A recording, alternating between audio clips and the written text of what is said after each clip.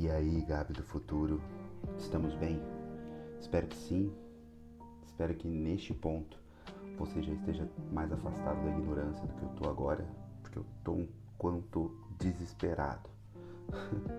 Mas enfim, vou inaugurar aqui algo que talvez possa te ajudar e que é basicamente um resumo dos termos principais que podem nos ajudar a resolver algum desses problemas que me dão e te dão também um tanto de dor de cabeça, né?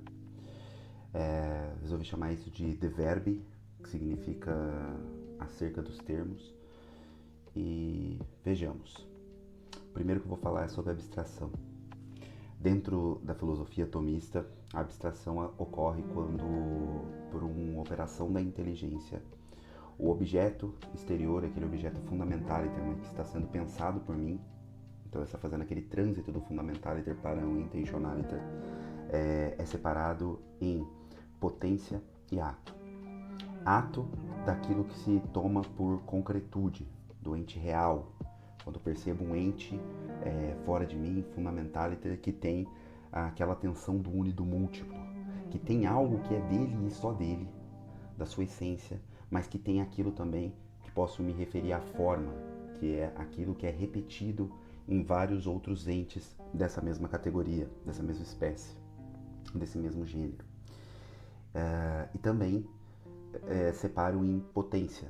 Então, capto as potências daquele ente e capto-as enquanto entes de razão, ou seja, percebo a realidade universal e não só apenas a realidade particular, como se vê na separação ato dessa abstração, que seria do ente concreto e o ente real. Só que ao captar esses entes de razão,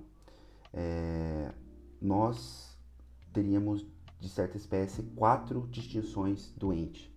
A primeira distinção é entre o ente per se, ou melhor, o ente substancial e o ente acidental. O ente substancial é da substância do supósito simpliciter, pelo qual se dá a causação eficiente por razão suficiente extrínseca daquilo que percebemos, no momento mesmo em que percebemos o ente, fazemos a simples apreensão, e daquilo que é acidental, ou seja, que é secundum quid, essa espécie de substância que é em outra, em inalio, ela precisa de outra para que venha à existência. Daí que apareçam, de certa forma, essa espécie de substância e que sem ela não conseguiríamos perceber a coisa no seu aspecto múltiplo, mas sim apenas na unidade simplista da substância. Essa é a primeira distinção entre ente substancial e ente acidental. A segunda distinção é entre ente per se e ente per accidens.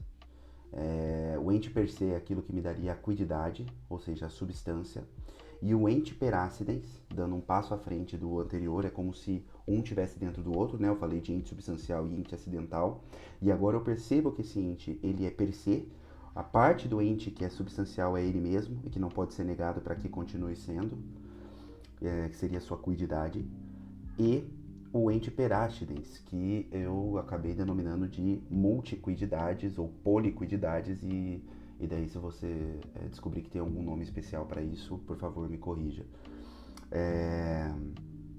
E nesse ente per accidens é quando eu tenho a substância mais os acidentes.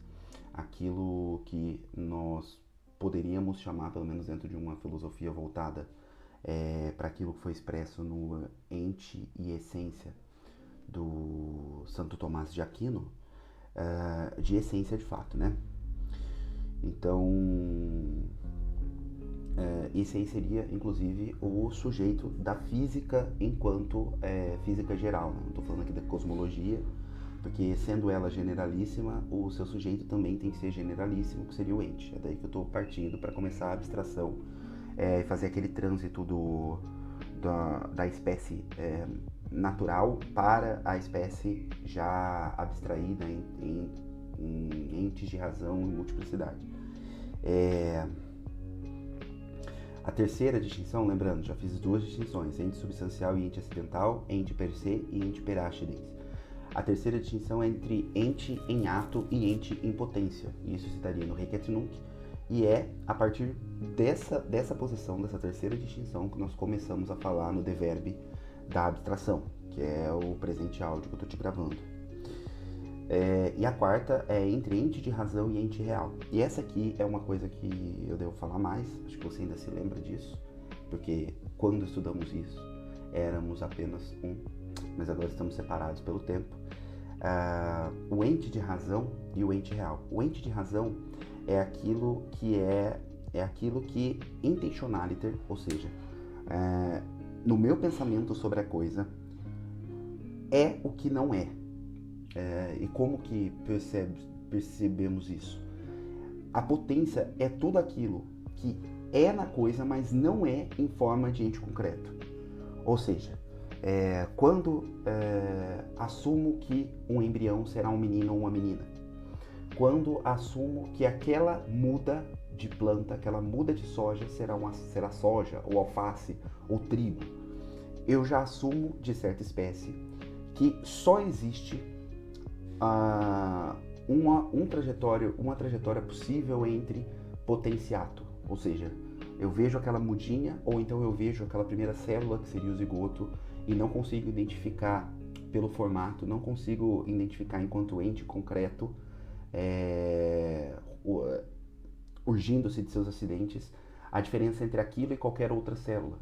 Mas reconheço nela, por uma espécie de quod est, ou seja, por reconhecimento da sua essência, que aquilo só pode ser, por exemplo, um ser humano. Então, seria estranho perguntar-se a uma mulher grávida se o que ela vai ter é um ser humano mesmo, ou se é uma espécie de equino, ou então um automóvel.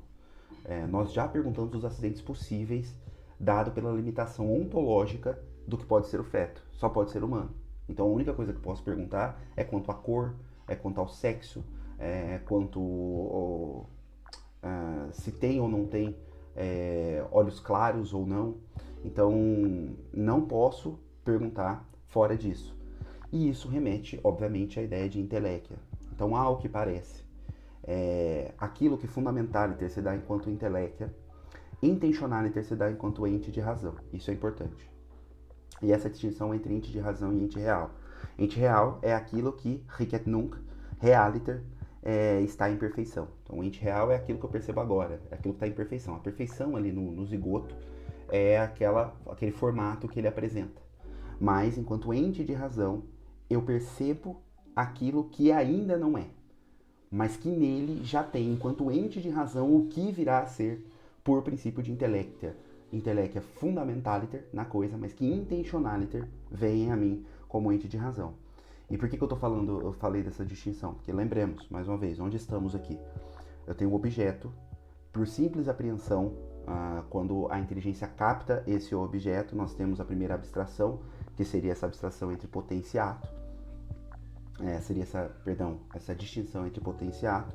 Os elementos atuais são elementos concretos do ente real, só que os elementos captados pela abstração de potência, que seria a realidade universal, me dá esses entes de razão, me dá a inteléquia.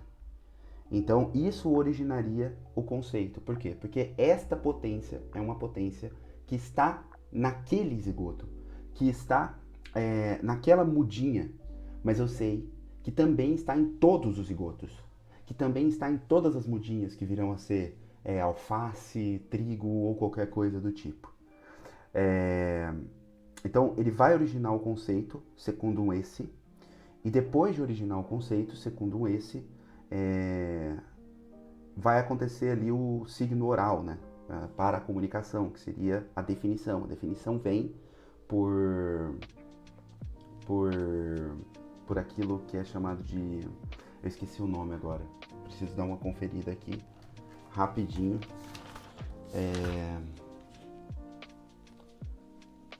Da distinção, peraí, vou pausar aqui para não demorar e já volto com a resposta. Lembrei não, né? Pesquisei aqui. Gênero mais diferença específica. A definição será o gênero mais a diferença específica. Tem essa definição no Trivium. Tá marcado, inclusive. É só você consultar lá, se esquecer também, como me esqueci agora. E isso aí já seria de segunda intenção. Enquanto aquela relação da inteligência com o objeto diretamente, na primeira abstração possível, é de primeira intenção, onde gera-se o conceito. E isso aí seria secundum dicti. O secundum dicti seria o signo, seria aquilo que refere-se, assim, em analogia de proporção própria, assim como o acidente refere-se à substância enquanto ente per se e ente per accidens, ou enquanto aquela primeira distinção que é o ente substancial e o ente acidental, o secundum dicti refere-se à definição de um conceito, assim como o conceito refere-se ao próprio objeto, ao próprio ente percebido pela inteligência. Só que, nessa distinção, no meio disso tudo, existe uma distinção, mais uma distinção dentro da abstração, que eu vou poder distinguir entre abstração total e abstração formal. A abstração total é a separação do todo universal de suas partes subjetivas. Lembrando aqui que nós temos 3 espécies de todos, que é o todo integral e as suas partes integrais. É aquilo que faz com que uma parte ela não possa ser de fato o todo, mas o todo não se dá sem essa parte. Então, por exemplo, a mão não é corpo humano, mas o corpo humano em integralidade não se dá sem a mão. O todo universal e suas partes subjetivas, que é o que eu pretendo falar mais um pouquinho, e o todo potencial e suas partes potenciais, que é uma espécie de analogia de proporção própria com o todo integral e as partes integrais, mas que admite graus. Então, cada hora mais você tem certas potencialidades e que geram um todo potencial, por exemplo, o fato de um homem poder ser médico. Só que nós temos potências entre aquele que começou a fazer a universidade, a faculdade de medicina, e aquele que terminou a faculdade de medicina. Existe uma graduação potencial aí para um todo potencial neste caso. Mas fiquemos com o segundo tipo de todo e partes, que seria o todo universal de suas partes subjetivas. O todo universal de suas partes subjetivas, ele se relaciona com a espécie de separação de gênero e espécie mesmo. Parece até um pouco daquela ideia que já estudamos antes, de univocidade. Então tem o universal, me parece falar-se sobre a inteléquia. Por que pela inteléquia? Porque a inteléquia aqui foi colocada enquanto ente de razão numa forma fundamentaliter. Então, aquilo que fundamentaliter é a inteléquia, intentionaliter é um ente de razão. E isso estaria dentro da potência, me daria a realidade universal da coisa. E tudo isso já relacionado com o ente concreto, quanto aquilo que carrega essa inteléquia. Ou seja, veja só, enquanto eu tenho um todo universal, que seria a humanidade, o ente concreto que carrega essa humanidade, ou seja, uma das suas partes subjetivas, enquanto na diferenciação de gênero e espécie, ou de espécie de diferença específica, eu teria João. Então, a humanidade de João, dentro dessa humanidade de João, eu tenho já uma separação numa espécie de abstração total. Dentro da abstração total, né? Uma espécie de abstração, seria a abstração total. Eu tenho essa separação entre a humanidade de João. João, ele tem a humanidade, mas ele é distinto da humanidade, porque ele é um ente concreto que carrega a humanidade, mas ele não pode ser a própria humanidade. Se eu não me engano, isso aí está dentro de um dos parágrafos daquele textinho que eu ainda não terminei, porque eu não tive tempo, mas eu acho que até essa gravação vai te ajudar, o Gabi do futuro, a terminar aquilo lá, que falta o terceiro parágrafo ainda dos estudos. Não se esqueça, faça isso. Então eu teria uma espécie de distinção de razão pura com fundamento em ré. Me parece estar aqui. E isso já me revela que parece acontecer fundamentaliter, né? Eu percebo na coisa, então eu preciso de perceber João para perceber também a sua humanidade, e já opera a nível de fundamento em ré, ou seja, é o fundamento em ré na coisa João, naquilo que é concreto, a humanidade. E essa aí é a distinção de abstração total dentro da abstração. Só que também temos a abstração formal. A abstração formal, ela faz uma designação dos princípios de existência e não propriamente daquilo que existe. Então eu não vou designar, a partir dessa abstração formal, João, mas aquilo pelo qual João pode ser João. E daí há um contato com a abstração total quanto à humanidade de João, que faz com que João seja reconhecido como João por pertencer a uma unidade dentro de uma multiplicidade.